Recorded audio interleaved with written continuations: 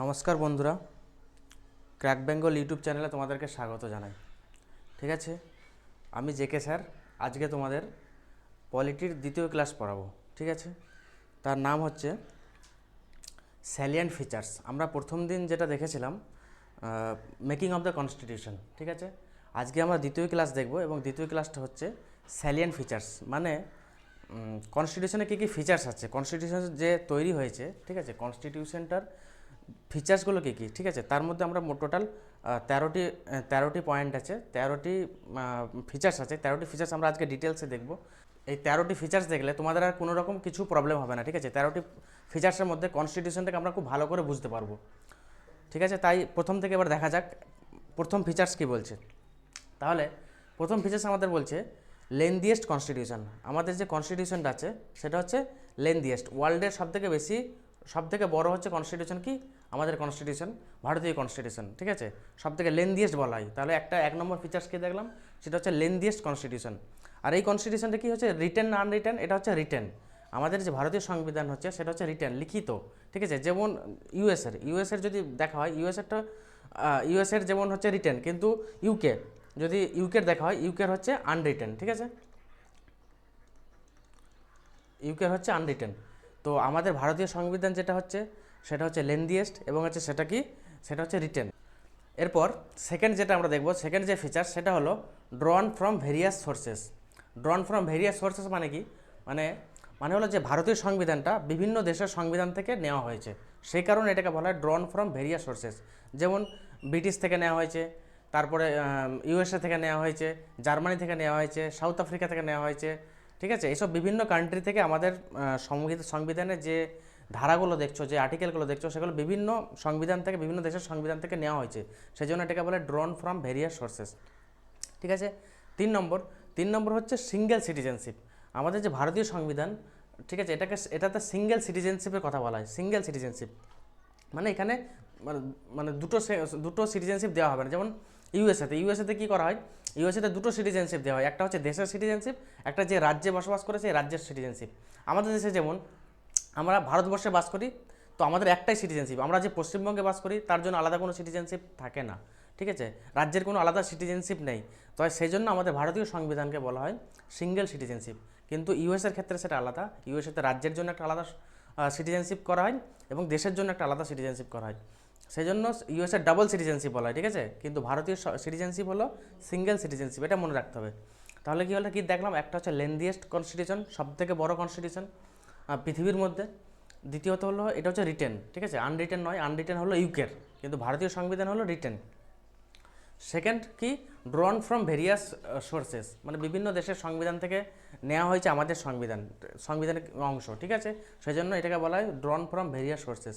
3 নম্বর দেখলাম single citizenship. ওকে, এবার 4 নম্বর দেখব। 4 নম্বর হচ্ছে ইন্টিগ্রেটেড অ্যান্ড ইন্ডিপেন্ডেন্ট জুডিশিয়ারি। এটার মানেটা কি?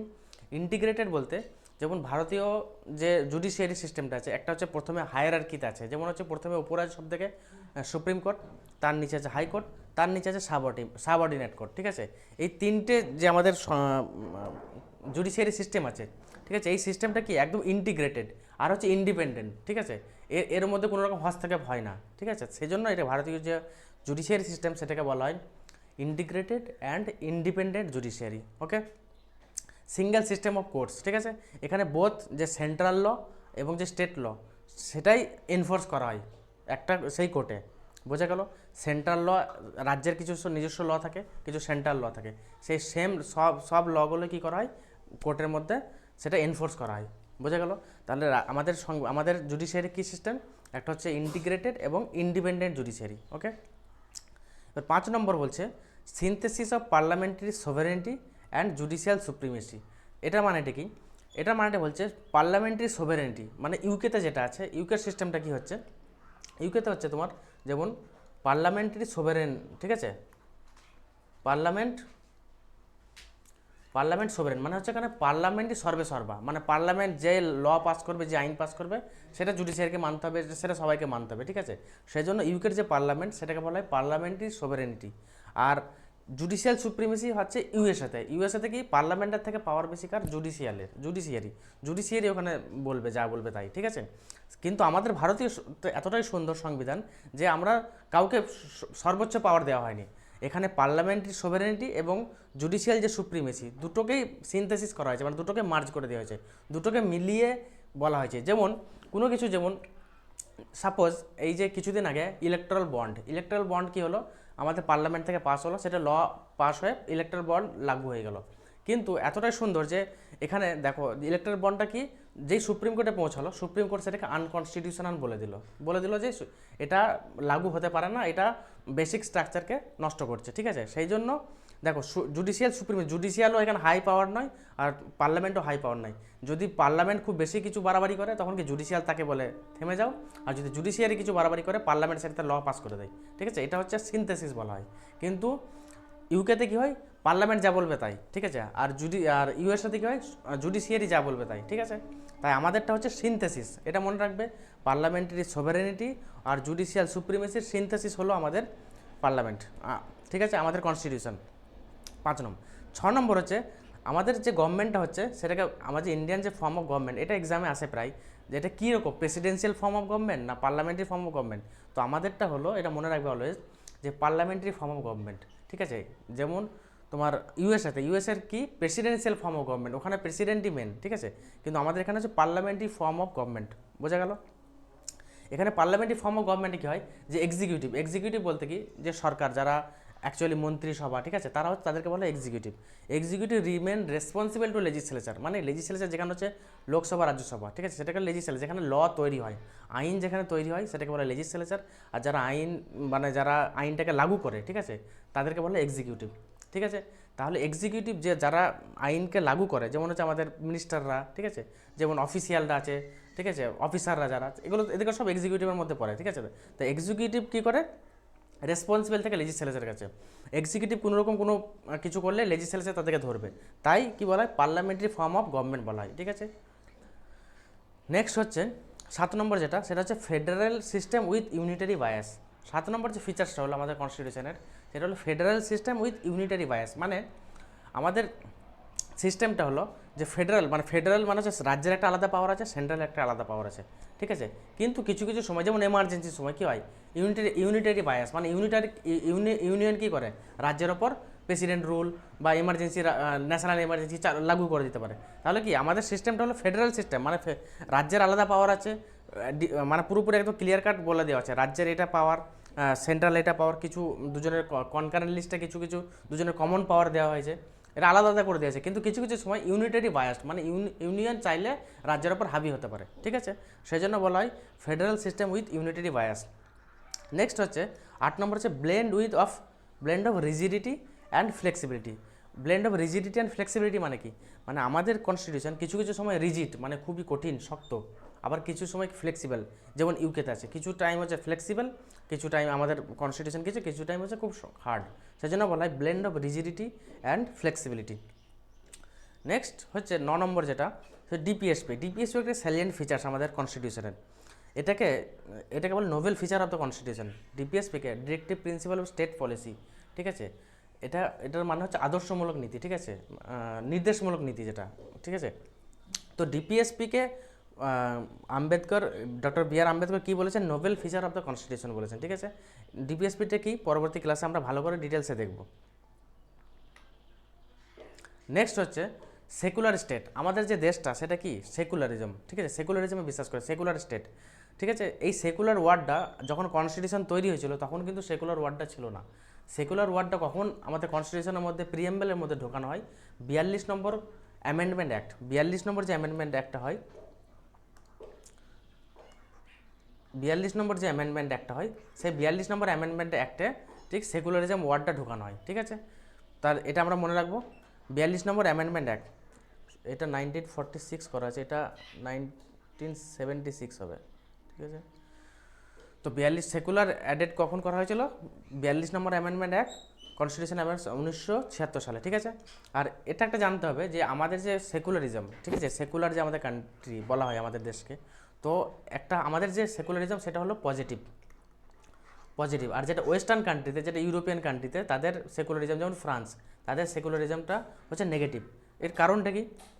মানে কি, আমাদের সেকুলারিজমের রিলিজিয়ানকে কী করে, আমাদের আমাদের যে দেশের সেকুলারিজম, সেকুলারিস্টকে কী করা হয়, সেটাকে কান্ট্রির কি irrespective of the strength, religion in our country irrespective of the strength have same status and support from the state. মানে কি, মানে হচ্ছে যে রিলিজিয়ান আছে আমাদের দেশের প্রতিটা রিলিজিয়ানকে সাপোর্ট করা হয়, মানে সেন্টার থেকে বা সরকার থেকে সাপোর্ট করা হয়, সেই জন্য সেটাকে বলা হয় যে পজিটিভ সেকুলারিজম। কিন্তু ওয়েস্টার্নে কী হয়, কমপ্লিট সেপারেশন, স্টেট আর রিলিজিয়ানের মধ্যে কমপ্লিট সেপারেশন, স্টেটের কাজ করবে, রিলিজিয়ানের কাজ করবে, ঠিক আছে।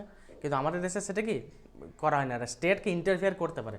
যেমন একটা এক্সাম্পল দিই, ট্রিপল তালাক। কিছুদিন আগে ট্রিপল তালাক ব্যান হয়ে গেল। তার কারণ কি, ট্রিপল তালাক সমাজের একটা প্রবলেম সৃষ্টি করেছিল, মেয়েদের স্বাধীনতা হরণ করছিল। সেই কারণে কী করা হলো, সরকার দেখলো যে ট্রিপল তালাক মেয়েদের স্বাধীনতা হরণ করছে, সেই জন্য সরকার ডিরেক্টলি ইন্টারফেয়ার করলো, এবং ইন্টারফেয়ার করে কী করে ট্রিপল তালাককে ব্যান করে দিল। তাহলে কি এখানে স্টেটকে ইন্টারফেয়ার করছে, ঠিক আছে, স্টেট ইন্টারফেয়ার করছে, দিয়ে সেকুলারিজম, এইটাকে বলা হয় আমাদের পজিটিভ সেকুলারিজম। কিন্তু ফ্রান্সের ক্ষেত্রে সেটা হয় না, ফ্রান্সের ক্ষেত্রে বা ইউরোপিয়ান কান্ট্রি, যে ওয়েস্টার্ন কান্ট্রি, তাদের ক্ষেত্রে এটা হয় না। তাদের ক্ষেত্রে স্টেটের কাজ করবে, রিলিজিয়ানের কাজ করবে, ঠিক আছে, বোঝা গেল।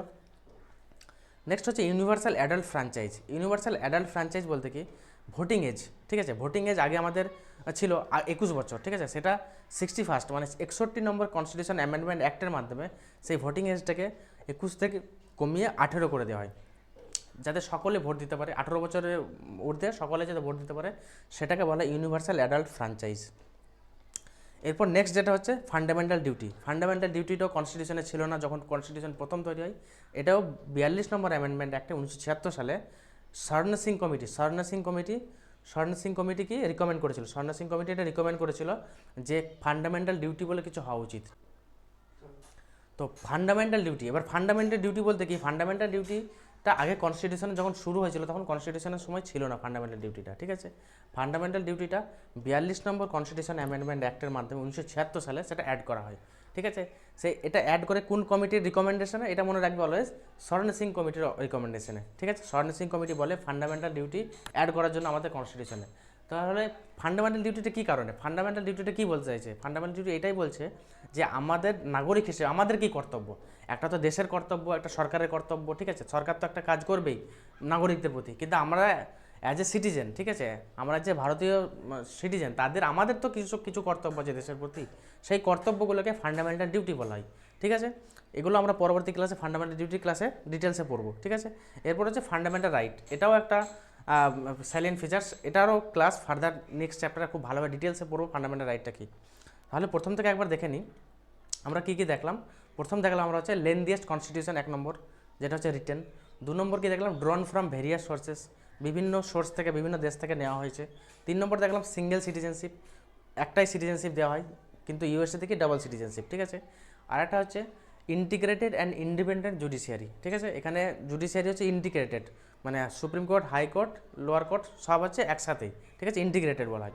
সিনথেসিস অফ পার্লামেন্টারি সভারেনিটি, মানে পার্লামেন্ট সবসময় মানে সোভেরিন হবে না, সবসময় হায়েস্ট প্রায়োরিটি পাবে না, এবং জুডিশিয়ারিও পাবে না, ঠিক আছে, দুটোর সিনথেসিসভাবে চলবে, ওকে।